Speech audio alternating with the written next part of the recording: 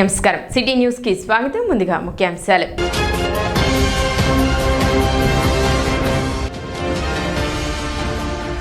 June 12 నుండి ప్రభుత్వ పాఠశాలల్లో సన్నబియ్యంతో మధ్యాహ్న భోజన పథకం అమలు. మంత్రి నాదెండ్ల మనోహర్ వెల్లడి.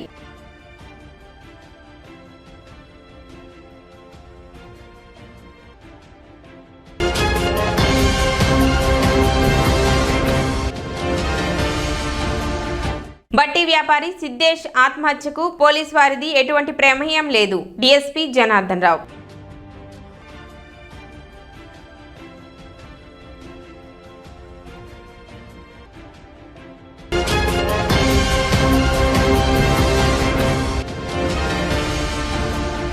సోమవారం ప్రకటించిన ఐఐటి, జేఈఈ అడ్వాన్స్డ్ ప్రవేశ పరీక్ష ఫలితాలలో సత్తా చాటిన తెనాలి వివేక విద్యార్థులు.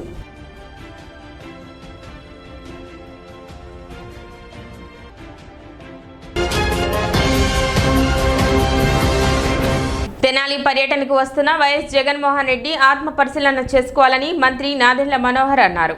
రాష్ట్రంలో అరాచక శక్తులను పెంచి పోషిస్తూ రాజకీయ లబ్ధి కోసం వైసీపీ చూస్తుందని, నేర చరిత్ర కలిగిన కుటుంబాలను పరిశీలించేందుకు వస్తున్న వైఎస్ జగన్ ఆత్మ పరిశీలన చేసుకోవాలని మంత్రి నాదెండ్ల మనోహర్ అన్నారు. నగర్లో ఇంట్లో గంజాయి పెంచారు, మొక్కలు పెట్టారు. ఏమైపోయింది చూడండి, అసలు ఎంత మార్పు వచ్చేసింది. అసలు మన రాష్ట్రంలో మీ అందరికీ తెలుసు, తెలంగాణ పోలీసు కూడా చివరికి ఆంధ్రప్రదేశ్లో గంజాయి ఆపుకోగలిగితేనే మేము ప్రశాంతంగా ఉండగలుగుతాం తెలంగాణలో అని వారు మన ప్రాంతానికి దాడులకు వస్తే ఆ పోలీసులపైన దాడి చేయించారు. ఆ రోజున సీనియర్ ఆఫీసర్లు, రాజకీయ నాయకులు ఎక్కడికక్కడ ప్రజల్ని చైతన్యపరచాలని ఒక ప్రయత్నం చేస్తే ఎవరన్నా విన్నారా, ఆగారా చెప్పండి? అటువంటి సంస్కృతి గతంలో ఎప్పుడు లేదు. ఈ కొత్త సంస్కృతి వీళ్ళు తీసుకొచ్చి అరాచక శక్తుల్ని, హిస్టరీ షీటర్లని, ఎవరిపైన 10 కేసులు, 12 కేసులు, 13 కేసులు ఉన్నాయో వాళ్ళు కూడా లా అండ్ ఆర్డర్ అంటే అసలు భయమే లేనట్టుగా, ఎవ్వరు మమ్మల్ని అడ్డుకోలేరు, మా కార్యక్రమాలు మేము చేసుకుంటూ వెళ్తాం, తోచిన విధంగానే మేము పనిచేస్తాం అనే ఆలోచనతోటి ఎంతమందిని ఇబ్బంది పెట్టారు చూడండి.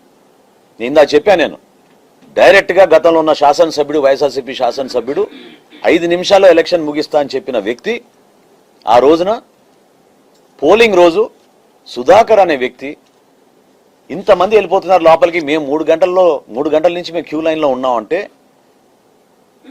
విచక్షణ రహితంగా ఎంత దారుణంగా ఆయన ఆ రోజు కొట్టారో మీరు అందరు చూశారు, రాష్ట్ర ప్రజలందరూ చూశారు. దీనికోసమే వీళ్ళు చేసిన ఈ పన్నాగం, ఈ ఎత్తు కూడా దానికోసమే. ఇటువంటి అరాచక శక్తుల్ని, గ్యాంగుల్ని ఇట్లా తయారు చేసి ఎలక్షన్ అనేది జరగకూడదు, జరగనివ్వం, 5 నిమిషాల్లోనే ఎలక్షన్ పూర్తయిపోతుందని చెప్పి మాట్లాడిన వ్యక్తులు వీళ్ళు. అంటే ప్రశాంతమైన వాతావరణంలో మన రాష్ట్రాన్ని మన అభివృద్ధి పందాలో నడిపించాలని, సంక్షేమంలో ఎక్కడ లోటు ఉండకూడదని గౌరవ ముఖ్యమంత్రి గారు, గౌరవ ఉప ముఖ్యమంత్రి గారు పవన్ కళ్యాణ్ గారు అందరం అహర్నిశలు కృషి చేసి ఒక మంచి వాతావరణం తీసుకొస్తే ప్రభుత్వాన్ని మనం ముందు తీసుకెళ్తామని ఒక ప్రయత్నం చేస్తున్న తరుణంలో కావాలని ప్రాంతాల్లో వచ్చి చిచ్చులు పెడుతున్నారు. కావాలని అనవసరంగా ఇటువంటి అరాచక శక్తుల్ని పోషించడానికి కోసం చేస్తున్న ప్రయత్నం ఇది. దయచేసి రాజకీయాలు దీనికోసం వాడబాకండి. జగన్మోహన్ రెడ్డి గారు కూడా ఆత్మ పరిశీలన చేసుకోవాలి. దీని వెనుక ఉన్న నేపథ్యం, బ్యాక్గ్రౌండ్ తెలుసుకోకుండా మీరు తీసుకున్న నిర్ణయాన్ని గురించి మీరు ఆలోచించాల్సిన అవసరం ఖచ్చితంగా ఉంది. ఒక ప్రశాంతమైన వాతావరణం లాంటి తెనాల్లో గత 5 సంవత్సరాల్లో వాళ్ళు కొత్తగా తీసుకొచ్చిన సంస్కృతి ఏంటి, ఏ విధంగా నడిపించారు, ఎంతమంది ఇబ్బంది పెట్టారు? ఇటీవల దళిత యువకులపై పోలీసులు జరిపిన దాడిని ఖండిస్తున్నట్లు ఇండియన్ లాయర్స్ అసోసియేషన్ రాష్ట్ర అధ్యక్షులు జి శాంతకుమార్ అన్నారు. జనావాసాల మధ్య బహిరంగంగా కర్కశంగా పోలీసులు 3rd డిగ్రీ ప్రయోగించడం హేయమైన చర్య అన్నారు. దళిత యువకులు దోమ రాకేష్, షేబ్రోలు జాన్ విక్టర్, షేక్ బాబులాల్పై పోలీసులు దాడి చేయడం మానవ హక్కుల ఉల్లంఘనే అన్నారు. వారిపై కేసు నమోదు చేయకుండా 3 బాధితులను అమానుషంగా హింసించడం పట్ల ప్రజా హక్కుల సంఘాలు తీవ్రంగా ధ్వజమెత్తుతున్నాయన్నారు. పోలీసుల చర్యలను సమర్థిస్తూ బాధిత యువకులపై ఎలాంటి గాయాలు లేవని, తప్పుడు ధ్రువపత్రాలు సమర్పించిన డాక్టర్లతో పాటు సాక్షులుగా ఉన్న వీఆర్ఓలను కూడా సస్పెండ్ చేయాలని అన్నారు. బాధితులకు మద్దతుగా ఇండియన్ లాయర్స్ అసోసియేషన్ ముందుకు రావడం అభినందనీయమని అన్నారు. తెనాలి పట్టణంలో 3 యువకులపై Tenali 2 town police 3 town CI గారు వీళ్ళంతా కూడా నడి రోడ్డు మీద తీసుకొచ్చి అతి భయంకరంగా కిరాతకంగా వాళ్ళని దండించడం అందరికీ తెలిసిన విషయమే. ఈ విషయం మీద రాష్ట్ర నలుమూలల నుంచి న్యాయవాద సంఘాలు అలాగే ప్రజా సంఘాలు అందరూ రావడం ఆ యొక్క బాధితులను పరామర్శించడం జరుగుతుంది. ఇదంతా కూడా ప్రజలు గమనిస్తూనే ఉన్నారు. అయితే ఈ రోజున Andhra Pradesh lawyers association president chairman అయిన శ్రీ శాంతకుమార్ గారు తెనాలి విచ్చేసి తెనాలి ప్రాంగణంలో ఈ యొక్క నిరాహార దీక్ష శిబిరం ఏర్పాటు చేయడం జరిగింది. ఈరోజు ఈ యొక్క సమస్య మీద పోరాటానికి శాంతకుమార్ గారు టౌన్కు విచ్చేసి ఇక్కడ బాధితులను పరామర్శించి ఇక్కడ జరిగిన విషయాలన్నీ తెలుసుకొని వాటి గురించి భవిష్యత్తులో ఏ కార్యాచరణ చేయాలి, దీని మీద ఏ విధంగా పోరాడాలని ఆయన న్యాయవాదులకు సూచించడానికి ఇక్కడ వచ్చారు. కాబట్టి ఇటువంటి హేయమైన చర్యని ఖండిస్తూ ఇక్కడకు చేరి అందరూ కూడా ఈ యొక్క మీటింగ్ ఏర్పాటు చేయడం జరిగింది. తెనాలి జేఏసీ అధ్యక్షులు బొనిగల ప్రదీప్, తెనాలి నియోజకవర్గం ఇన్ఛార్జ్ కారుమంచి సునీల్ సందీప్ ఆధ్వర్యంలో నిర్వహించిన కార్యక్రమంలో తెనాలి బార్ అసోసియేషన్ అధ్యక్షులు బేతల ప్రభాకర్, దళిత బహుజన ఫ్రంట్ అధ్యక్షులు హైకోర్టు అడ్వకేట్ కొరివి వినయ్ కుమార్, న్యాయవాదులు గుంటి సురేష్ బాబు, గుమ్మడి రవిరాజు, కంచెల కోటేశ్వరరావు, తెనాలి బార్ అసోసియేషన్ అధ్యక్షులు బేతాళ ప్రభాకర్ తదితరులు పాల్గొన్నారు. గత నెల 25వ తేదీ తెనాలి 2 టౌన్ సిఐ అలాగే 3 టౌన్ సిఐలు రాములా నాయక్ అట్లాగే రమేష్ బాబులు వారి ఆధ్వర్యంలో పోలీసులు బహిరంగంగా దారుణంగా కర్కశంగా జాన్ విక్టర్ అనే న్యాయవాదిని మరో ఇద్దరిని తీవ్రంగా కొట్టడమే కాకుండా అతను న్యాయవాదని చెప్పినా కూడా లాయర్ అయితే ఏం చేస్తారా, మేము ఏమైనా చేస్తామని చెప్పేసి ఆ సిఐలు ఇద్దరు చాలా కిరాతకంగా కొట్టారు, చాలా దారుణంగా హింసించారు. పోలీస్ స్టేషన్లోనూ అట్లాగే అన్నాపత్రి సత్యనారాయణ సమాధి సెంటర్లో కూడా బహిరంగంగా కొట్టడం జరిగింది. ఈ చర్య కేవలం మానవ హక్కుల ఉల్లంఘనే. వారు పోలీసుల తప్పిదాలని కప్పిపుచ్చుకోవటం కోసం ఆ ముగ్గురిపైన మరొకరిపైన ఒక కేసును నమోదు చేసి కేసును నమోదు చేయకముందే వాళ్ళ ముగ్గురిని కూడా కస్టడీలోకి తీసుకొని పోలీస్ స్టేషన్లో 3 పూట్ల కొట్టడం జరిగింది. ఈ కేసులో జరిగినటువంటి మానవ హక్కుల ఉల్లంఘనని మానవ హక్కుల సంఘాలు ఏవైతే ప్రభుత్వంలో ఉన్నాయో ఆ మానవ హక్కుల సంఘాలు దీన్ని రియాక్ట్ అవ్వాలని, అట్లాగే ఎస్సీ కమిషన్ కూడా రియాక్ట్ కావాలని, ఎస్సీ కమిషన్ కూడా ఎస్సీలు వీళ్ళంతా కూడా రియాక్ట్ కావాలని కోరుతా ఉన్నాం. ఎవరైతే అక్యూజ్డ్ ఎవరైతే కంప్లైంట్ చేశాడో ఈజ్ ఆల్సో దేర్. అంటే ఎన్నో ఉల్లంఘనలు ఇక్కడ చట్టపరమైన ఉల్లంఘనలు, రాజ్యాంగపరమైన ఉల్లంఘనలు, అట్లాగే పోలీస్ చట్టాలకు సంబంధించిన ఉల్లంఘనలు ఉంటుంది. అందువలన ఈ కేసులో ఖచ్చితంగా పోలీసులే దోషులు, తప్పు చేసిన కేసులు పెట్టండి. కానీ బహిరంగంగా ఈ రకంగా దాడి చేయటం మానవ హక్కుల ఉల్లంఘన కిందకు వస్తుంది. దళితుల మానవ ప్రాణాలని కాపాడాల్సిన ప్రభుత్వాలు ఈ రకంగా టెర్రరైజ్ చేయటం దళితులు కాబట్టి చేశారు. ఇదే ఆధిపత్య కులాలు చేస్తారా? తెనాలి 1 టౌన్ పోలీస్ స్టేషన్ పరిధిలో బంగారపు బట్టి నిర్వహించే సిద్ధేష్ అనే వ్యాపారి ఆత్మహత్యకు పోలీసులే కారణమని వార్తాపత్రికలు సోషల్ మీడియాలో పోలీసులపై వస్తున్న అపోహలు నమ్మవద్దని డీఎస్పీ జనార్దన్ రావు తెలిపారు. గత ఏప్రిల్ 15న తెనాలి పట్టణ 2వ పోలీస్ స్టేషన్ పరిధిలోని ఎంఎం జ్యువెలర్స్ అధినేత రమేష్ అనే ఆయన వచ్చి వారి దగ్గర స్టాక్ మేనేజర్గా ఉన్న అనిల్ కుమార్ జైన్ తనని మోసగించి సుమారు కేజీ బంగారం దొంగిలించాడని కేసు నమోదు చేశారని, దర్యాప్తులో భాగంగా ముద్దాయి అనిల్ కుమార్ జైన్ విచారిస్తే తన వద్ద కొంత బంగారం ఉందని ఒప్పుకున్నాడని, ఆ బంగారాన్ని రికవరీ చేయడం జరిగిందని, మిగతా బంగారం గురించి అడగగా అతను కొంతమంది వ్యక్తులకు వాటిని అమ్మినట్లుగా చెప్పారని, దర్యాప్తులో భాగంగా వారిని పిలవడానికి కేసులో వారి పాత్ర ఎంతుందో తెలుసుకోవడానికి తెనాలి 3 టౌన్ ఎస్ఐ ప్రకాష్ రావుని అధికారిగా బాధ్యతలు అప్పగించడం జరిగిందని, ఈ దర్యాప్తులో భాగంగా గత నెల 31వ తేదీ సాయంత్రం సుమారు 7 గంటలకు ముద్దాయి చెప్పిన ప్రకారం తెనాలి పట్టణంలో బంగారం వ్యాపారం చేస్తున్న సిద్ధేష్ను పిలిపించడం జరిగిందని, అయితే బంగారంను బట్టి వ్యాపారానికి సంబంధించిన వాళ్ళ అసోసియేషన్ పెద్దలతో అతను కలిసి వచ్చి ముద్దాయి అనిల్ కుమార్ జైన్ అతనికి 100 గ్రాముల బంగారం అమ్మినట్లుగా ఇద్దరు ఒప్పుకున్నారని, ఇది విన్న అసోసియేషన్ పెద్దలు వారి బంధువులు ఉదయాన్నే వచ్చి ఏ విషయం మాట్లాడదామని చెప్పగా అందుకు ఎస్ఐ అంగీకరించి అతనిని పంపించి వేశారని, ఆ తర్వాత రోజు 1వ తేదీ ఉదయం వారి ఇంట్లో ఉరివేసుకొని చనిపోయారని, వారి తల్లిదండ్రులు బంధువులు వారి స్వగ్రామమైన మహారాష్ట్రలోకి డెడ్ బాడీని తీసుకుని వెళ్లిపోయారని తెలిసిందని, కొన్ని వార్తాపత్రికల్లో తెనాలి పట్టణ సీఐలు వారిని మానసికంగా శారీరకంగా వేధించారని తప్పుగా రాయటం జరిగిందని, తెనాలి పోలీసులు ఈ విషయంలో ఎటువంటి పొరపాటు చేయలేదని డీఎస్పీ తెలిపారు. సిద్దేశ్కు సంబంధించిన సంఘ పెద్దలు, రక్త బంధువులు స్టేషన్కు వచ్చి మాట్లాడి వెళ్లిపోవడం జరిగింది తప్ప అక్కడ తప్పుగా ప్రచారం జరుగుతున్న విధంగా ఏమీ జరగలేదని తెలియజేశారు. చనిపోయిన సిద్దేశ్ వాట్సాప్ సందేశంలో కుటుంబ పరంగా కానీ మానసికంగా అనేక సమస్యలు ఉండి ఉండవచ్చునని అనుమానం వస్తుందని, అంతేగాని పోలీసు వారి గురించి తప్పుగా ఏమీ రాయలేదన్నారు. కొన్ని పత్రికలు అద్దాన్ని వక్రీకరించి సూసైడ్ నోట్లో పోలీసు వారు తప్పు ఉన్నట్టుగా రాయటం ఎంతవరకు సమంజసం, దీనిని ఖండిస్తున్నామన్నారు. తెనాలి ప్రజలు, వర్తక వ్యాపార సంఘాలు నిజ నిజాలు తెలుసుకుని వారి యొక్క అనుమానాలు ఏవైనా ఉంటే బంగారు బట్టి సంబంధించిన సంఘ పెద్దలతో మాట్లాడితే వారి అనుమానాలు అన్నీ నివృత్తి అవుతాయని చెప్పారు. చట్ట ప్రకారం నేరస్తుని విచారించిన క్రమంలో వారు మరొక పేరు చెప్పి దొంగ సొత్తు ఇచ్చామని చెప్తే వారిని కూడా పోలీస్ స్టేషన్కి పిలిచి ఎంక్వైరీ చేయవలసిన బాధ్యత పోలీసుల మీద ఉంది. దానిని తప్పుగా చెప్పడం, మాట్లాడటంలో అర్థం లేదని డీఎస్పీ జనార్దన్ రావు అన్నారు. తెనాలి 1 టౌన్ పోలీస్ స్టేషన్ పరిధిలో బంగారపు బట్టి వ్యాపారం నిర్వహించే వ్యాపారి సిద్దేశ్ అనే అతను ఆత్మహత్య చేసుకున్నాడని, దానికి కారణం పోలీసులని కొన్ని వార్తాపత్రికలు, సోషల్ మీడియాలో ప్రచారం జరుగుతూ ఉంది. దీనిపై నేను ఈరోజు మీడియా సమావేశం పెట్టడం జరిగింది.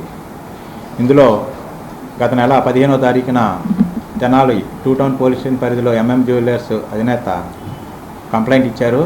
వారి దగ్గర పనిచేసే మేనేజరు 1.5 కేజీలు బంగారం మిస్అప్రోప్రియేషన్ చేసి చీటింగ్ చేసి వెళ్ళిపోయారని దాని మీద ఒక కేసు రిజిస్టర్ చేయడం జరిగింది.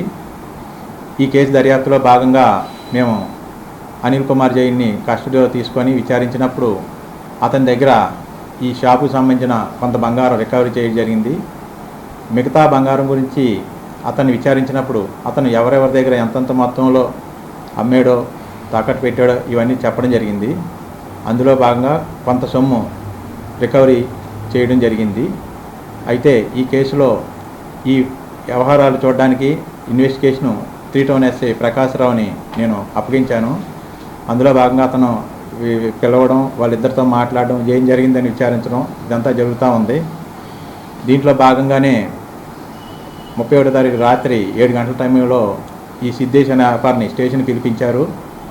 వారితో పాటు వారి సంఘ పెద్దలు, బంధువులు కూడా వచ్చారు. ఆ విచారించిన క్రమంలో అనిల్ కుమార్ జైన్ 100 గ్రాముల బంగారం ఇతనికి అమ్మినట్టుగా ఇద్దరు ఒప్పుకొని పెద్దల ముందు కూడా అది జరిగింది విషయం. దానిపై సంఘ పెద్దలు, ఆ బంధువులు దీనిపై మేము రేపు మార్నింగ్ వచ్చి ఏ విషయం చెప్తామని అతన్ని వెంటనే స్టేషన్ నుంచి వెళ్ళిపోయారు. అంతేగాని ఈ 2 టౌన్ సిఏ గారు, 3 టౌన్ సిఏ గారు వారి మానసికంగా, శారీరకంగా విమర్శించారని రాయడం కరెక్ట్ కాదు. వాళ్ళ బంధువులు, సంఘ పెద్దల సమక్షంలో మాట్లాడి ఎస్ఐ గారు వారిని ఇమీడియట్గా పంపించేయడం జరిగింది. అయితే ఆ మర్నాడే ఆయన ఉరి వేసుకొని ఆత్మహత్య చేసుకున్నారని వారి బంధువులు అతన్ని మహారాష్ట్ర తీసుకెళ్ళిపోయారని తెలిసింది. అయితే ఈ విషయంలో పోలీసు వారికి ఎటువంటి సంబంధం లేదు. వార్తాపత్రికలో కానీ, సోషల్ మీడియాలో కానీ అతను వాట్సాప్ స్టేటస్గా పెట్టబడిన నోటుని చదివినట్లయితే అతను మానసికంగా కానీ ఏదో ప్రాబ్లంతో ఉండి ఆ స్టేటస్లో కనిపించితే కానీ అందులో పోలీసుని ఎటువంటి విధంగా అతను అనుమానించలేదు, ప్రశ్నించలేదు. కానీ దాన్ని వక్రీకరించడం అనేది కరెక్ట్ కాదని ఈ పత్రికాముఖంగా మీ అందరికీ తెలియజేస్తున్నాం. ఇందులో పోలీసు వారి తరఫున ఎటువంటి పొరపాట్లు ఉన్నట్లయితే ఆ సంఘ పెద్దలు, వారి బంధువుల్ని మీరు అందరూ వెళ్ళి కలిసి విచారిస్తే వారే మీకు నిజాలు చెప్తారు. పోలీసు దర్యాప్తులో ఎవరైనా ఒక దొంగ సొత్తు కొన్నారని కానీ, ఏదైనా ఇబ్బంది అంటే ఏదైనా నేరం జరిగిందని వచ్చినప్పుడు వారిని పోలీస్ స్టేషన్కి పిలవడం, ఎంక్వైరీ చేయడం అనేది చట్టం ఇచ్చిన ఒక భద్రతా హక్కు. దాన్ని మీరు పోలీస్ స్టేషన్కి ఎందుకు పిలవడం వల్ల ఇట్లా జరిగిందని వక్రీకరణ ఎంతవరకు సమంజసం కాదని ఈ పత్రికాముగా మీ అందరికీ తెలియజేస్తున్నాను. ఇప్పుడు ఇన్వెస్టిగేషన్లో మీరు మా మీద పెట్టిన ఎలిగేషన్ అంటే పోలీసు వారు అతన్ని అరెస్ట్ చేశారు అనే దాని మీద ఈ ప్రెస్ మీట్ పెట్టాం. ఇన్వెస్టిగేషన్ పార్ట్ అనేది ఇప్పుడు చెప్పడానికి లేదు, ఎందుకంటే ఇంకా చాలామంది దాంట్లో విచారించాలి. ఇప్పటికీ ఒక 500 నుంచి 600 గ్రాముల బంగారం రికవర్ చేసాం. అతనికి 41 నోటీస్ సర్వ్ చేసి వదిలిపెట్టాం. కామన్గా అవతల వ్యక్తి మళ్ళీ మనకి ఎవరైనా వచ్చినప్పుడు మనకు తీసుకొచ్చినప్పుడు విచారించి చెప్పగలం, కానీ డైరెక్ట్గా అమ్మాడా, ఇండైరెక్ట్గా అమ్మాడా ఇవన్నీ మీకు బయటకు చెప్పడానికి ఇన్వెస్టిగేషన్లో కుదరదు. రేషన్ షాపుల ద్వారా ప్రజలకు నిత్యావసర సరుకులు పంపిణీ చేయడం ద్వారా ప్రజలకు మేలు జరుగుతుందని సివిల్ సప్లైస్ డైరెక్టర్ కేసిన కోటేశ్వరరావు, రాష్ట్ర రేషన్ డీలర్ల సంక్షేమ సంఘం అధ్యక్షులు దివి లీలా మాధవరావులు పేర్కొన్నారు. ప్రతి నెల 1వ తారీఖు నుండి 15వ తారీఖు వరకు షాపులో ప్రజలకు నిత్యావసర సరుకులు అందుబాటులో ఉంటాయన్నారు. ప్రజలకు వారి తీరిక వేళ వచ్చి ఈ సదుపాయాన్ని వినియోగించుకుంటారని, తద్వారా నల్ల మార్కెట్కు సరుకులు దారి మళ్లించడం తగ్గుతుందన్నారు. రేషన్ వ్యాన్లు తీసివేయడం వలన కొన్ని వందల కోట్ల రూపాయల ప్రజాధనాన్ని వృధా కాకుండా కూటమి ప్రభుత్వం నివారించిందని అన్నారు. కూటమి ప్రభుత్వం అధికారం వచ్చిన కాడి నుంచి ప్రజల సౌకర్యార్థం ఏ విధంగా చేస్తే బాగుంటుంది, ప్రజలకు ఇంకా అందుబాటులోకి ఏ సేవలు తీసుకొస్తే బాగుంటుంది అనే ఉద్దేశంలో భాగంగానే ఒక సర్వే నిర్వహించడం, ఆ సర్వే ద్వారా ప్రజల ఆకాంక్ష మేరకు ఈరోజు ఈ డీలర్లు వద్దే పంపిణీ కార్యక్రమం చేపట్టడం జరిగింది. గతంలో చూసాము, ఎక్కడైనా సరే బళ్ళు ఇంటికి వచ్చినప్పుడు ఏంటంటే బెనిఫిషరీ ఉంటే కనుక సరే, లేదంటే మళ్ళీ రెండోసారి వచ్చే పరిస్థితి ఉండేది కాదు. ఈ సమస్యలన్నీ కూడా ఐవీఆర్ సర్వేలో ప్రజల ఆకాంక్షల మేరకే ఈ నిర్ణయం తీసుకోవడం జరిగింది. ఇంతేకాకుండా మెయిన్ బాబు గారు కాబట్టి ఎన్టీఆర్ తెలుగుదేశం ప్రభుత్వం ప్రతిష్టాత్మకంగా తీసుకుంది ఏంటంటే 2 రూపాయలకి పేదలకి కడుపు నిండా బియ్యం పెడదాం అనేది ఆ రోజు అన్నగారు తీసుకున్న నిర్ణయం. అదే నిర్ణయాన్ని ఇప్పుడు కూడా బాబు గారు ఇంకా అన్న క్యాంటీన్ల ద్వారా కానివ్వండి, లేదంటే ఇప్పుడు మళ్ళీ తీసుకున్న చర్యలు కానివ్వండి చూస్తూనే ఉంటారు. కూటమి ప్రభుత్వం ఏంటంటే బాబు గారు ప్రత్యేకంగా ఏంటంటే మహిళా అభ్యుదయం ఎక్కువగా ఇవ్వాలనేదే, మహిళల్ని ఇంకా ముందుకు తీసుకురావాలనే ఉద్దేశంతోనే బాబు గారు ఏ నిర్ణయం తీసుకున్నా సరే ఆ నిర్ణయానికి కట్టుబడి ప్రజలందరూ ఇచ్చేస్తున్నారు. డ్వాక్రా సంఘాలు స్థాపించడం కానీ, ఆ సంఘాల ద్వారా 10 మందిని కలయిక చేయడం కానీ, అట్లాగే అన్నగారు ఆ రోజు 33% మహిళలకు రిజర్వేషన్ అనేది కల్పించడం కూడా అది మహిళలకు సంబంధించిన కార్యక్రమాలు.